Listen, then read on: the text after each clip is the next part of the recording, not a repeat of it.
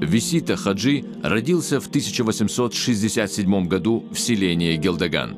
Когда ему было 4 года, отец отдал Виситу на обучение в духовную семинарию в Дагестане. Там он изучал основы ислама. В этом духовном учреждении Висита проучился 12 лет. По возвращении оттуда домой он продолжал изучение Корана. Религиозным наставником Виситы Хаджи был шейх Бамадгири Хаджи из Автуров. Мюрид разделял стремления своего устаза и был в очень теплых дружеских отношениях с ним. Висита Хаджи несколько раз совершил паломничество в Мекку. Шейха Виситу Хаджи знали как человека с щедрым сердцем, полным любви ко Всевышнему. Наряду с этим он обладал красивой речью, умел ненавязчиво наставлять и вдохновлять людей на богоугодные дела.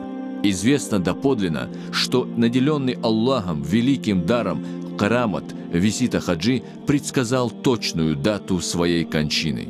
Он умер в 1916 году и указал место своего захоронения.